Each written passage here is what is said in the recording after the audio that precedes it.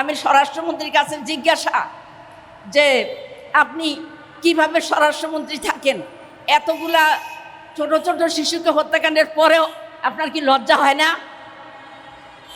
আমরা এই মুহূর্তে স্বরাষ্ট্রমন্ত্রীর পদত্যাগ চাই। এমন স্বরাষ্ট্রমন্ত্রী আমরা চাই না যে মানুষের জীবনে নিরাপত্তা দিতে পারে না, যে ব্যর্থ, যে বিদেশে 17 বছর পর্যন্ত দুধকলায় লালিত পালিত হয়ে এখানে আসছে স্বরাষ্ট্রমন্ত্রী হওয়ার জন্য। এই স্বরাষ্ট্রমন্ত্রী আমাদের কোনো কল্যাণ দিতে পারে নাই, ব্যর্থ হয়েছেন। সুতরাং আমরা তার পদত্যাগ চাই। আমি প্রধানমন্ত্রীর কাছে প্রশ্ন রাখতে চাই, আপনারও তো একটা কন্যা সন্তান রয়েছে, আপনার এই সন্তানের উপরে যদি হামলা হতো তাহলে আপনার কাছে কেমন লাগতো? আজকে অত্যন্ত ভারাক্রান্ত হৃদয়ে, অত্যন্ত ভগ্ন হৃদয়ে আমরা এখানে উপস্থিত হয়েছি। আমাদের যেই নারী সমাজের মর্যাদা রক্ষার জন্য আমরা সংগ্রাম করছি, দীর্ঘকাল ধরে আমরা সংগ্রাম করছি। ইলেকশনের আগেও আমাদের প্রতিশ্রুতি ছিল আমরা নারীর মর্যাদা রক্ষায় কাজ করব, এবং যে সরকার ক্ষমতায় আছে সেই সরকারেরও এটাই প্রতিশ্রুতি ছিল। কিন্তু আজকে আমরা কি দেখতে পাচ্ছি? আমরা দেখতে পাচ্ছি শুধু নারীরা নয়, আমাদের ছোট ছোট শিশুরা আক্রান্ত হচ্ছে এবং তাদের অত্যন্ত নির্মমভাবে তাদেরকে জীবন দিতে হচ্ছে। এই পরিস্থিতি কেন? আপনাদের প্রত্যেকের ঘরেই তো মা বোন রয়েছে, সন্তান রয়েছে, মেয়ে সন্তান রয়েছে। তাহলে কেন এই নিষ্ঠুরতা চলছে? এই নিষ্ঠুরতার জবাব কি? এই নিষ্ঠুরতার শেষ কোথায় আমরা জানতে চাই। আমরা সরকারের কাছে জানতে চাই যে এই নিষ্ঠুরতার ফলে আপনারা কি আনন্দ পাচ্ছেন? দ্বিতীয়ত আমরা চাই কল্লার বদলে কল্লা।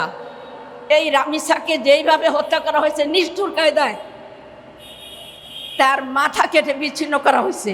আমরা ওই মাথার পরিবর্তে আরেকটা মাথা চাই যে তার মাথা কেটেছে, এবং যে তার সহযোগী ছিল, তার সহধর্মিণী, সেই মহিলাকেও আমরা চাই একই কায়দায় হত্যা করা হোক। প্রিয় ভাই বোনেরা, বিচারের বাণী নিভৃতে কাঁদে। কি দেখা যাচ্ছে যে বাংলাদেশে শত শত হাজার হাজার মামলা বছরের পর বছর ধরে চলছে। এটা কি ধরনের আদালত? এটা কি ধরনের আইন? কি ধরনের বিচার? প্রত্যক্ষদর্শী রয়েছে, প্রত্যক্ষ সাক্ষী রয়েছে, এবং যে আসামি সে স্বীকারোক্তি দিয়েছে, তারপরেও সে আসামিকে করা হয় না, তার বিচার হয় না, এবং আরেকটা ডেট দেয়, সেই ডেট চলে গেলে আরেকটা ডেট দেয়। এটা কী ধরনের বিচার? আমরা এই ধরনের বিচার ব্যবস্থা চাই না। আমরা চাই বিচার ব্যবস্থার আমূল পরিবর্তন। আমরা চাই এদেশের মানুষের প্রতি ইনসাফ করা হোক, প্রত্যেকটা হত্যাকাণ্ডের বিচার করা হোক, এবং হত্যাকাণ্ডের জন্য আলাদা ট্রাইব্যুনাল গঠন করে বিচার 1 সপ্তাহের মধ্যে প্রত্যেকটা হত্যাকাণ্ডের বিচার সম্পন্ন করতে হবে। কারণ মানুষের হৃদয় থেকে যখন হত্যার চিহ্নটা মুছে যায়, যখন হত্যাকাণ্ডের রক্ত যখন শুকিয়ে যায়, তখন মানুষের হৃদয় থেকে কিন্তু এই চিহ্নটা মুছে যেতে থাকে। তাহলে কি হয়? তাহলে বিচারটা দীর্ঘায়িত হয়ে যায়, এবং সেই বিচারের কোনো মানে হয় না। যদি 7 বছর আগে বা 10 বছর আগের একটা হত্যাকাণ্ডের বিচার এখনও হয়, তাহলে এই 7 বছরে কতগুলো হত্যাকাণ্ড হচ্ছে আপনারা ভাবতে পারেন? তাহলে ওইগুলার দায়িত্ব কে নেবে? অবশ্যই বিচার বিভাগ ওটার দায়িত্ব নিতে হবে, সরকারের দায়িত্ব নিতে হবে। আমরা অতীতে স্বৈরাচার দেখেছি, সেই স্বৈরাচার যে নিজের লোকদেরকে দিয়ে ইচ্ছা মতো হত্যাকাণ্ড চালিয়েছে, প্রশাসনকে ব্যবহার করেছে, সেনাবাহিনীকে ব্যবহার করেছে, র্যাবকে ব্যবহার করেছে। কিন্তু স্বৈরাচার পালিয়েছে, কিন্তু স্বৈরাচারের দোষরা এখনও রয়ে গেছে, তাদের কোনো বিচার হয়নি। এবং এই সরকার ক্ষমতায় এসে যদিও জনগণ তাদেরকে আসলে নির্বাচিত করেনি, আমরা দেখেছি কমপক্ষে 100টা আসনে অপোজিশনকে হারিয়ে দিয়ে তাদেরকে দেওয়া হয়েছে। আর উপদেষ্টা পরিষদের যারা রেজওয়ানা হাসান স্বীকার করেছেন এটা, যে আমরা তাদেরকে মেইন স্ট্রিম হতে দেইনি, জামাতকে আমরা মেইন স্ট্রিম হতে দেইনি। এটা থেকে বোঝা যাচ্ছে যে তারা পরিকল্পিতভাবেই জামাত জোটকে হারিয়ে দিয়েছে। তো এ হারিয়ে দিয়ে যাদেরকে আনা হয়েছে তাদেরকে পরিকল্পিতভাবেই দেশ বিরোধী কর্মকাণ্ড এবং যাতে করে 24-এর হত্যাকাণ্ডের বিচার না হয়, তার আগে শাপলা চত্বর, তার আগে পিডিআর হত্যাকাণ্ড, এগুলার বিচার যেন না হয় সেই ব্যবস্থাই বিএনপি সরকার করেছে। সবার আগে তারা কি করেছে, গণভোটের রায় তারা প্রত্যাখ্যান করেছে। পৃথিবীর ইতিহাসে এমন কোনো উদাহরণ নেই যে গণভোট হয়েছে আর গণভোটের রায় প্রত্যাখ্যান হয়েছে। কিন্তু এই বিএনপি সরকার সর্বপ্রথম জনগণের সাথে ওয়াদা ভঙ্গ করেছে। প্রিয় ভাই এবং বোনেরা, ওয়াদা যে ভঙ্গ করে সে দুনিয়াতেও লাঞ্ছিত হয়, আখিরাতেও সে লাঞ্ছিত হবে। কারণ আল্লাহ তাআলা বারবার বলেছেন কোরআনে যে তোমরা অবশ্যই তোমাদের ওয়াদা রক্ষা করবে এবং তোমরা আমানত রক্ষা করবে। জনগণের উপরে জনগণের যে পবিত্র দায়িত্ব তাদের উপর রয়েছে, এটা তা আমানত। জনগণের জানমাল রক্ষা করা তাদের এই আমানতদারিতা, কিন্তু সে আমানতে তারা ব্যর্থ হয়েছে আর তারা তাদের ওয়াদা রক্ষা ব্যর্থ হয়েছে। সুতরাং জনগণ আরেকবার সুযোগ পেলে অবশ্যই তাদেরকে আস্থা করে নিক্ষেপ করবে। প্রিয় ভাই এবং বোনেরা, আমরা চাই সম্মান, মর্যাদা, আমরা চাই অধিকার, আমরা চাই মানবিকতা, আমরা চাই সহাবস্থান। আমরা চাই না এই জাতির মধ্যে বিভেদ বিশৃঙ্খলা সৃষ্টি হোক। কিন্তু 2-4 জন দুষ্কৃতিকারী এদের কাছে তো জাতি জিম্মি হতে পারে না। কাজেই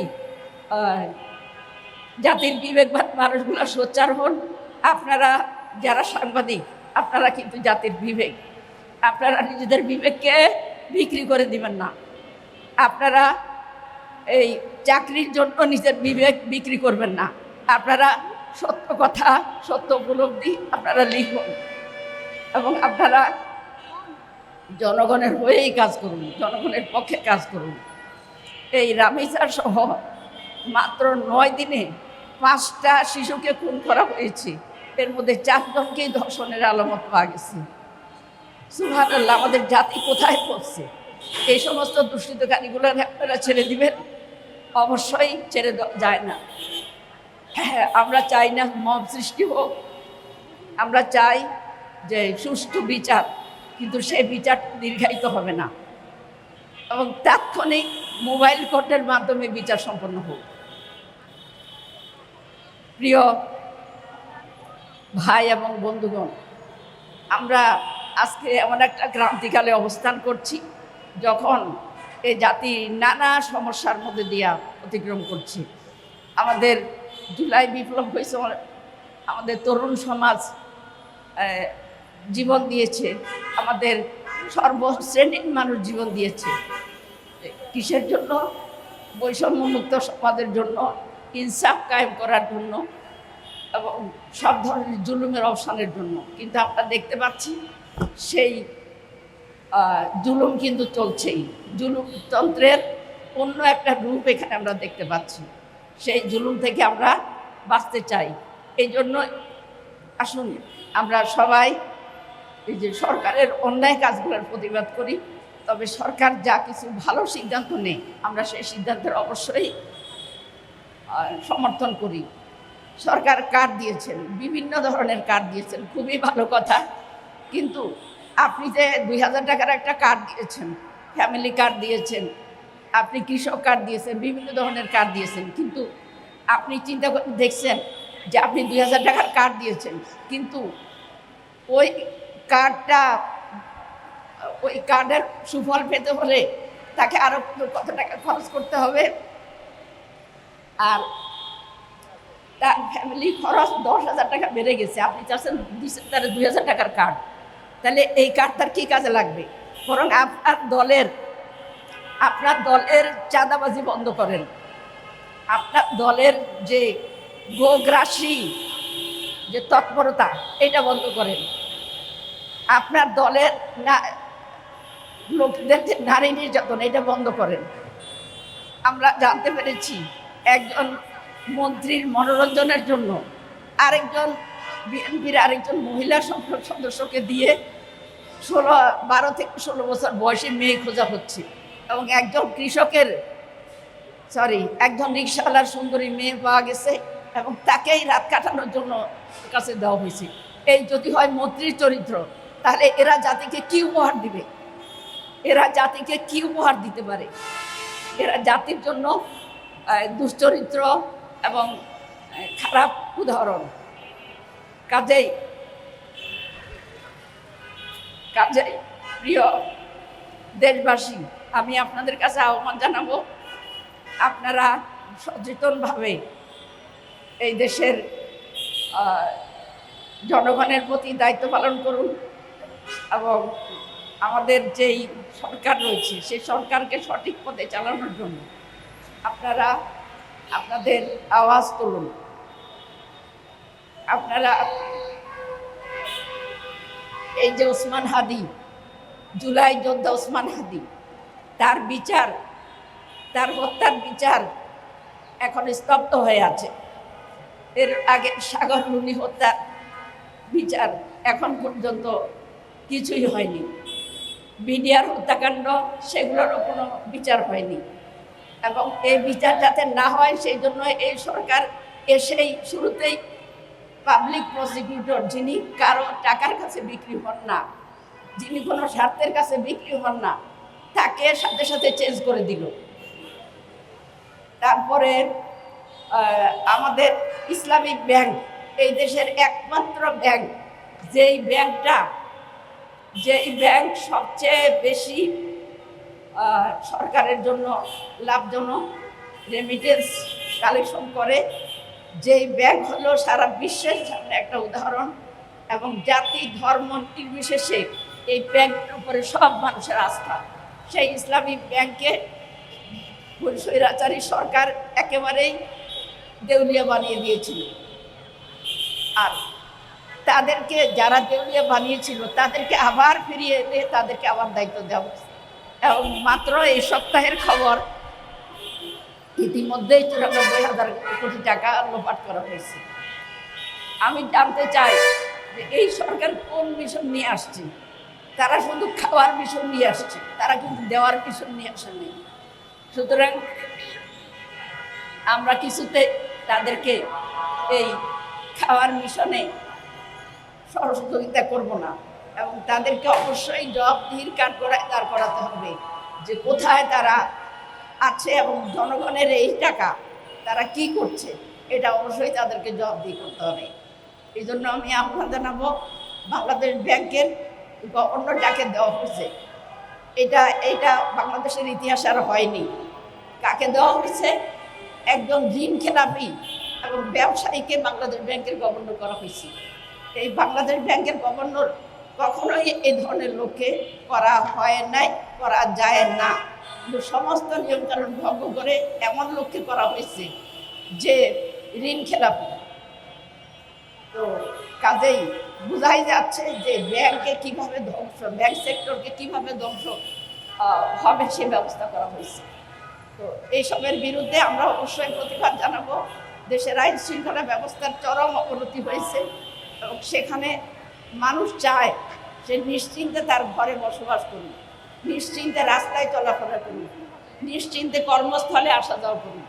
কিন্তু সেই ক্ষেত্রে যদি তারা সরকার যদি সেই নিরাপত্তা দিতে ব্যর্থ হয়, তাহলে সরকারের উচিত যে কানে নাকে খত দিয়ে হয় এ দায়িত্ব পালন করা ঠিকমতো, আর নাকে খত দিয়ে পদত্যাগ করা। কাজেই আমি আহ্বান জানাবো যে রামিজা